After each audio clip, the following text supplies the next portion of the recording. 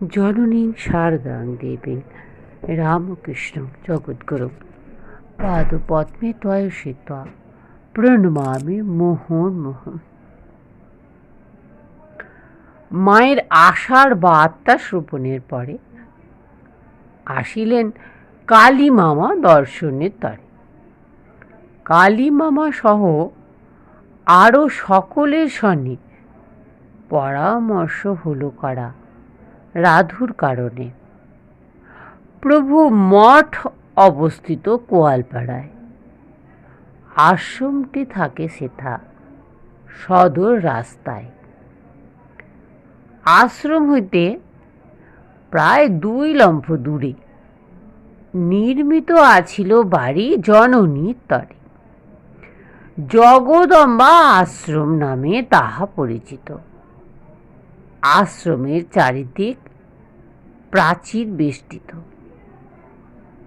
জননীর ঘরখানি বেশ বড় হয়, মেঝেও সিমেন্ট দ্বারা মাজা ঘষার হয়। উল্লিখিত ঘরটির পাশে রান্নাঘর, উত্তর পূর্বেও থাকে আর একটি ঘর। ওই ঘরটিরও বেশ বড় আয়তন। স্ত্রী ভক্ত থাকেন সেথা 7-8 জন। যেই স্থানে অবস্থিত মার ঘরখানি, তাহার নৈনিত্যে ঘর আরও একখানি। পুরুষ ভক্তেরা আসি দর্শনের তরে, প্রয়োজনে বসে তারা রন সেই ঘরে। গ্রামের শেষের প্রান্তে আশ্রমটি রয়। মোটামুটি শান্ত স্তব্ধ সকল সময়। মায়ের বিশিষ্ট ভক্ত শ্রীযুক্ত কেদার, সন্ন্যাসী কেশবানন্দ নাম হয় তার। জগদম্বা আশ্রমের সামান্য দক্ষিণে কেশবানন্দের বাড়ি থাকে সেইখানে। জননী প্রথমে হেথা আসেন যখন, ভক্তটির গৃহে তবে হয় পদার্পণ। বাড়িটিও বড় সড় প্রাচীর বেষ্টিত। পাশে কারো বাড়ি নাহি থাকে অবস্থিত। কাঁটার জঙ্গল থাকে পূর্বে ও দক্ষিণে। ছোট এক ডোবা থাকে পশ্চিমের পানে। তেঁতুলের কয়েতের বৃক্ষ কতিপয় বাড়ির উত্তর দিকে বিরাজিত রয়। কোলাহল কোনো কিছু না রয় সেখানে। তাহা হেরি রাধুকণ রব এই স্থানে। রাধুকে লইয়া মাতা আপন কৃপায় মোটামুটি 6 মাস থাকেন সেথায়। প্রভুর আশ্রমে খান পুরুষ ভক্তেরা, জগদম্বা আশ্রমেতে খান মহিলারা। জননীকে পাইবেন পল্লী পরিবেশে, আসেন অনেক ভক্ত তাহে ভক্তির আবেশে। 2টি আশ্রমে মিলে মোটামুটি ভাবে 40 জনের মতো খাইতেন তবে। সন্তান সম্ভবা রাধু কারণে তাহার সেই কালে থাকিতেন বৈকুণ্ঠ ডাক্তার। ধাত্রীবিদ্যা পারদর্শী, সেবায় কুশলা, জননীর পদাশ্রিতা তনয়া সরলা। সন্ন্যাসী শারদানন্দ তাহার নির্দেশে। সরলাও রন তবে রাধুর সকাশে। সপ্তাহ খানিক যেটা থাকিবার পরে বড়দাকে শারদামা কন কৃপা ভরে। মনের অবস্থা এবে হয়েছে এমন, যাহা ভাবিব তাহা ঘটে যাইবে তখন। ভালো কিংবা মন্দ হবে না করি বিচার, সেই চিন্তা কার্যকর হয় অনিবার। রাধুর পছন্দ হলো এই বুনো স্থান, সেই হেতু চিন্তাগ্রস্ত থাকে মোর প্রাণ। যাহা হোক, তুমি কিন্তু প্রত্যহ সন্ধ্যায় কাজকর্ম সব সেরে আসিবে হেথায়। খাওয়া দাওয়া তাও তুমি করিবে এখানে, এই স্থানে থাকিতেও বলেছি রাজেনে। মায়ের নির্দেশ মতো সেই দিন হতে বরদা হাজির হন প্রত্যহ সন্ধ্যাতে কয়েদ বেলের গাছ ঘরের বাহিরে। সেথা বসে সবে কথা কন ধীরে ধীরে। জননীও সেই কালে বাহিরে আসিয়া খাটিয়ার পরে সেথা থাকেন বসিয়া। কথাবার্তা সব কিন্তু ধীরে ধীরে চলে, সেই হেতু রাধুর কষ্ট হয় শব্দ হলে। কাঁথা ও কাপড় সদা বুকে জড়াইয়া রাধারানী সেই কালে থাকিত শুইয়া। সামান্য হইলে শব্দ কষ্ট বেড়ে যায়, সেই হেতু সতর্ক সবে থাকিত সদাই। শিকল হাতল আদি যাহা ধাতুময়, সে সকলই বস্ত্র দ্বারা তাহে মোড়া রয়। একদা সন্ধ্যায় জননী সারদা, পাশেই জঙ্গল কত দেখেছ বড়দা, সেই হেতু শঙ্কা জাগে আমার অন্তরে, ভালুক টালুক কভু না বেরিয়ে পড়ে। বড়দা শুনিয়া তাহা কন হাস্য মনে, কখনো ভালুক কেহ দেখেনি এখানে। তাহা শুনে মাতা কন, কি জানি কি হয়। গভীর জঙ্গল দেখে চিন্তা জেগে রয়।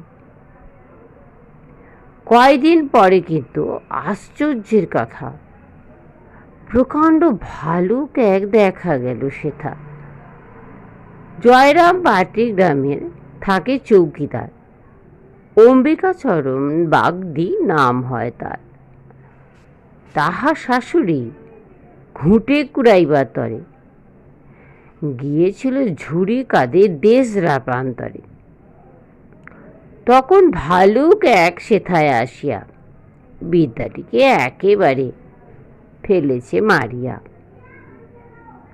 তাহা শুনে দেশরার অধিবাসী যারা মারিয়াছে সে ভাল্লুকে বন্দুকের দ্বারা।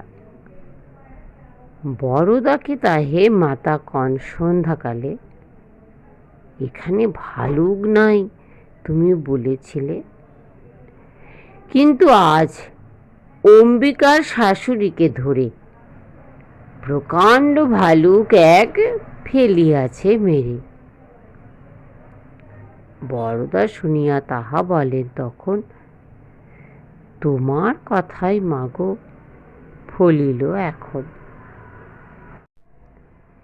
একদিন জননী কন দুপুরের বেলায় দুটি কাক রোজ রোজ আসিত হেথায়।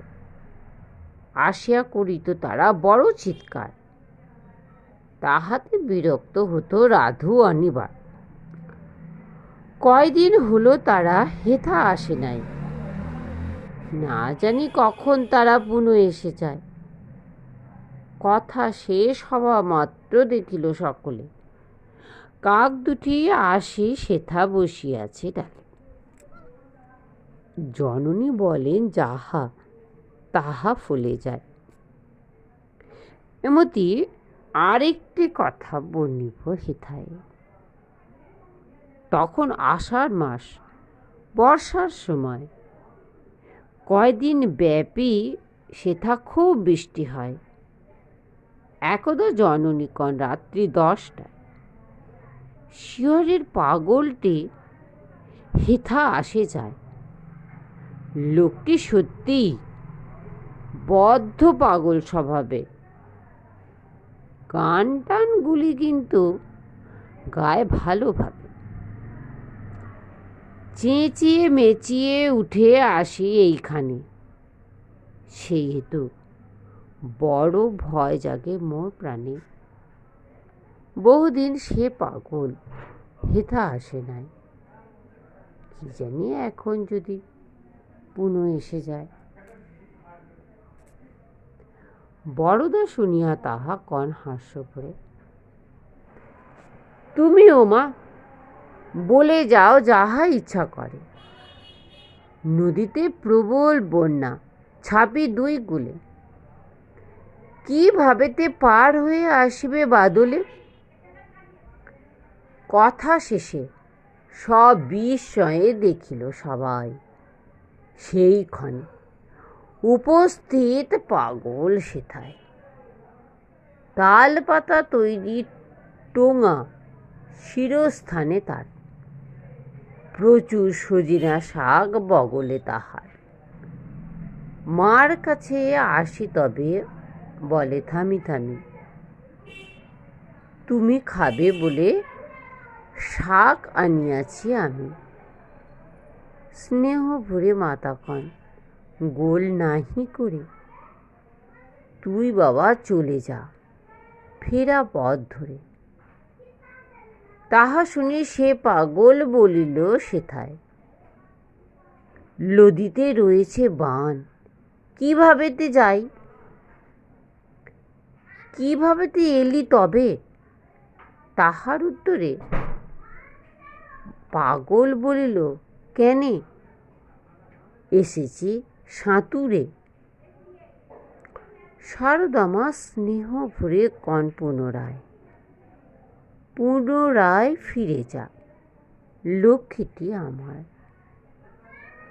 পাগল সে কথা শুনে দেরি নাহি করে পুনরায় ফিরে যায় আশা পথ ধরে। সারদা পুথির কথা অমৃত সমান, শ্রবণে পঠনে স্নিগ্ধ হয় মন প্রাণ। জননীর লীলা কথা হয় যে স্থানে, প্রভু রামকৃষ্ণ সদা রণ সেই স্থানে। শ্রী প্রভুর কৃপা সবে লোভিতে অপার, হরি রাম কৃষ্ণ জুড়ে বলো তিনবার, বলো হরি রাম কৃষ্ণ, হরি রাম কৃষ্ণ, হরি রাম কৃষ্ণ। নমস্কার ভক্তমণ্ডলী, সকলে ভালো থাকবেন, সুস্থ থাকবেন, আনন্দে থাকবেন। জয় ঠাকুর, জয় মা সারদা।